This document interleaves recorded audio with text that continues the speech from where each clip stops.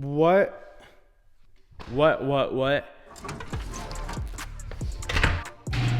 Good morning, boys and girls. Welcome back to the channel. We are officially less than 1 week away until the next Boston drop. This drop is absolutely massive. Remember, if you want 15-minute early access, go to the website, enter in your email address, hit submit, and you will be entered onto the list to get the early access code sent right to your email. First link down in the description box below. November 15th, 11 a.m. Pacific Standard Time.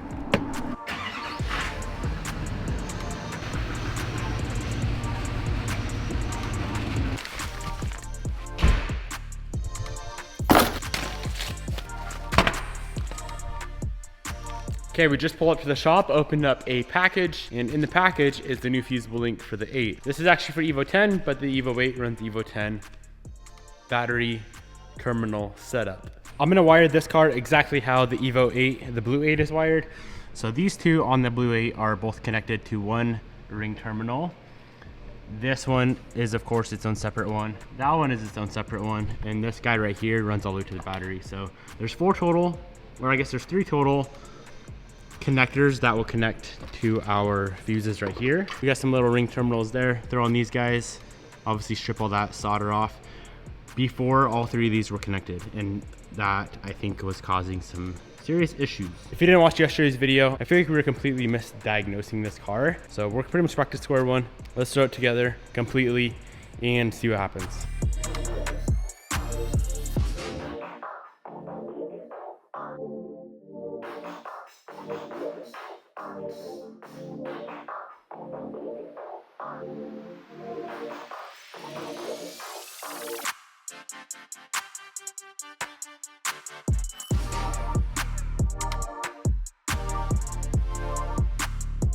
Wiring really confuses me. Check this out. Got everything back together how it should. Batteries connected, the whole interior is pretty much put back together. I decided to run through one last time and double check that we're not having any weird issues. And I decided to check to see if there is continuity between the power wire and the chassis. And all of a sudden there's not. There was yesterday, today there's not. I don't understand wiring. Let's go ahead and fire this thing up. Everything's connected. I did find one ground wire that was off. It was that right one on the back of the intake manifold. I don't think that would cause all those issues because that one 1 inch away from it was still on. Let's fire this thing up, see what happens.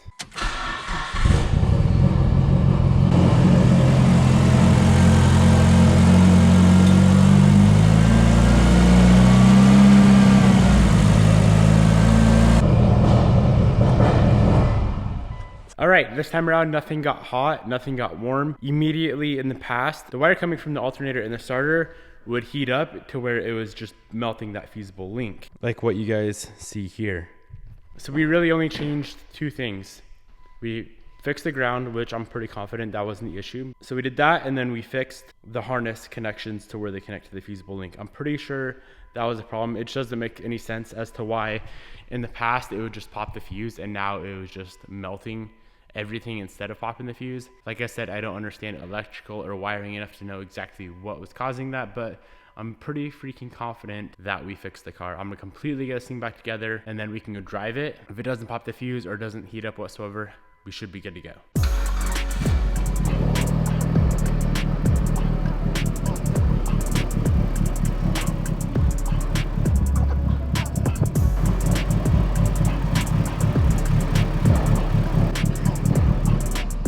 11.3. Wow, that's super low. All right, so we pulled the car out. Everything was good to go. I was making sure none of those wires were getting hot. They all stayed cool, which was awesome. And then the car died, battery was dead. Just to charge the battery a little bit and then checked it with a voltmeter. When the car is running, it should be around like 14.5 to 14.7 volts coming from the alternator, and it's at 11.3. So I think the whole problem with this whole time was something happening in the alternator, and now the alternator just completely shot. So we're gonna have to replace the alternator. I think we figured out the issue though, bro. Jared's back in the shop, by the way. That's probably why the alternator split out. You walked in the shop. Yeah, I walked in. Just the bad energy. This is an alternator that's like 6 months old from Napa, and I do have a warranty on it. I just don't know. I don't know if I want to put another Napa alternator in it and potentially have it go bad. At least we figured it out. I like how I'm sitting here chasing grounding out like this obscure little wire back into the car. Wire 15 C31. It's grounded out. Reality alternator. But there might come a day where you have to trace that shit. So at least now you know. I feel like every time I trace a wire forever, it's always something really easy. Jared's never seen the truck until today. I like it a lot. I'm worried you're gonna get pulled over with this poke. It ain't called poke. What's it called? Thick. Thick.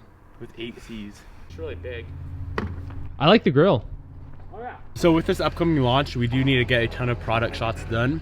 So that's why Jared came to the shop today, because he is the official photographer for all the stuff that we do. So we're gonna head back to the house right now, grab a bunch of clothing. We have one shirt that matches Evo 8 perfectly, so I think that's like the main goal today is to shoot that, right? Yeah. And maybe, at least that. At least that, and maybe some other stuff. So I'm gonna go be a model, and then we can get back to work. Anyway, what'd I break this time? I think you must have like taken the air filter off and sat on it or something's all squished. So we got a new ETS filter on her. Sent a rod through the block. I guess we'll see. I haven't really driven this car.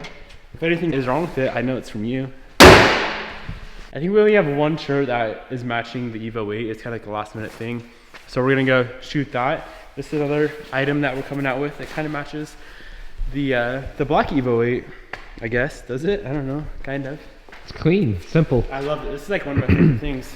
They're comfy too. Super dope. So yeah, let's go shoot. This is what that shirt looks like. Blue with yellow writing, and then Jared actually designed these. These things are sick. I'm super stoked on how these came out. So each car has like a matching air freshener. These things are so damn sick. Big shout out to Jared for not breaking the air fresheners. They're all broken.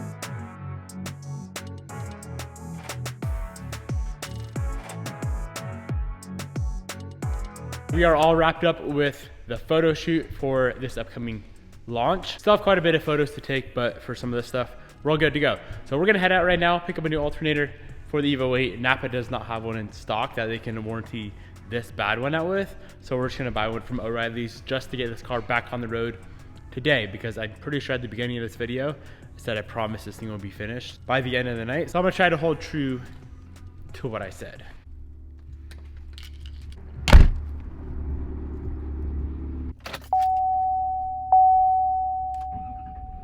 Is that your mask in there? You need a mask?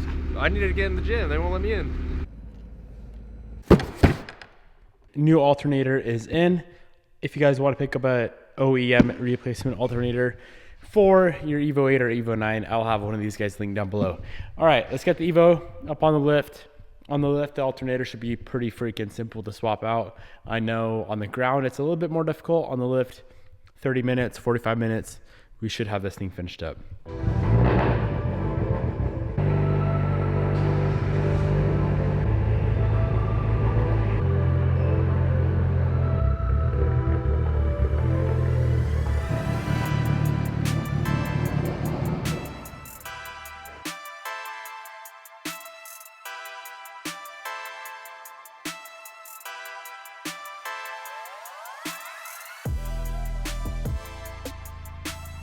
All right, we got her up on the ramps.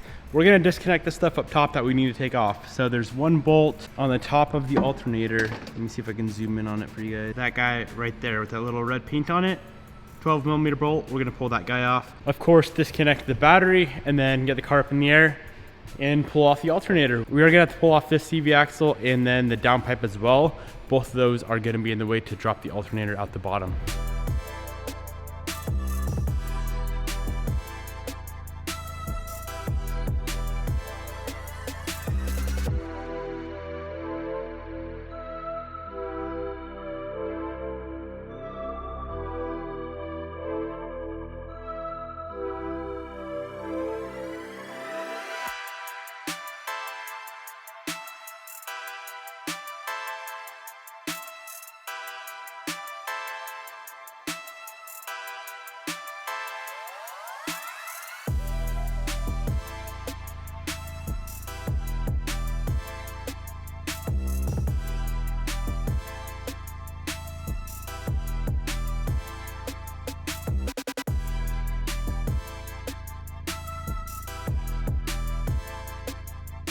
So we just got the old Napa alternator out. I'm not exactly sure what is going on with this thing. Like I said, it's only a few months old, a few hundred miles old. As you guys saw earlier, she was only putting out around 11.5 volts. So we had to pull off, let's see, driver or passenger side CV axle, accessory belt tensioner, obviously pop off the belt itself from the alternator, and downpipe. That's about it. I believe it took me 15 minutes to get it out, so it's honestly not a super big deal to do one of these on the lift. On the ground, like we've had to do in the past, definitely takes quite a bit longer.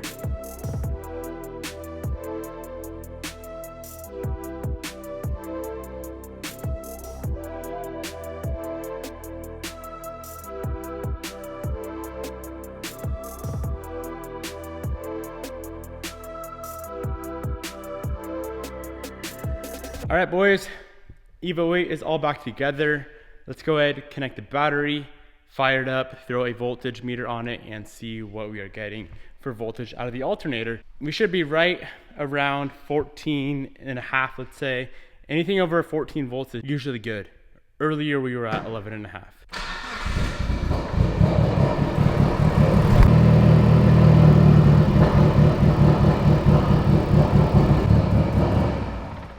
What? Thank God we didn't put this car all the way back together. We're still at 11.6, 11.7 volts. There's only one other thing it could be. There's a break or something going on in the wire harness from the alternator up to the fuse. That's the only other thing it could be. The fuse is brand new, fuse is good, alternator is obviously good. With one brand new alternator and one pretty much brand new alternator are both putting out the same voltage, it has to be that harness. Something weird in the harness is going on. We have a good connection. Yeah, we have a good connection. All right, guys, I think I'm gonna have to pull this whole engine harness out of this car and figure out what's going on. I know I said we would finish this thing today, but it's not gonna happen. All right, start it.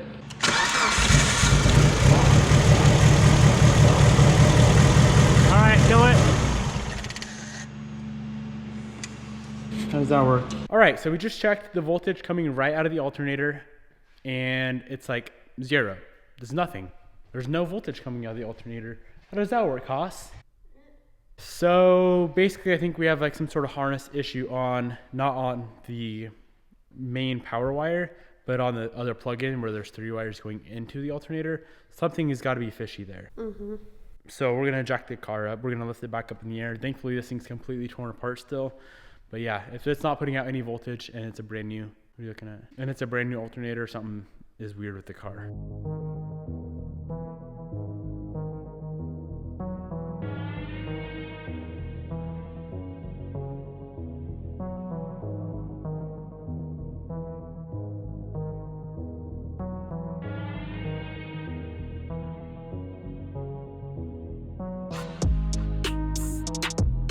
All right, so from what I understand, this wire, on this plug right here, there's a white wire, which is wire number 4.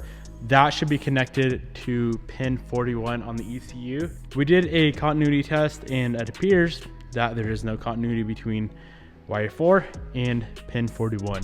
So we need to figure out why. I have the diagram pulled up right here. Everything else seems to check out. But yeah, if you see right there, that is wire 4, pin 41 on the ECU. There should be continuity, and there's not. So I'm not sure if we have a burnt wire. That would be terrible, because I feel like that'd be a lot of work to fix. If you have any ideas as to what could be going on, let me know down in the comment section below, and I will gladly check it out, and hopefully we can figure this thing out and get it back on the road as soon as possible. Gonna go ahead and wrap it up right here. Hope you guys enjoyed. Peace out. I'll see you tomorrow. Now that Sleepy Joe's president, I need like 4 of these bitches. You can have that diaper.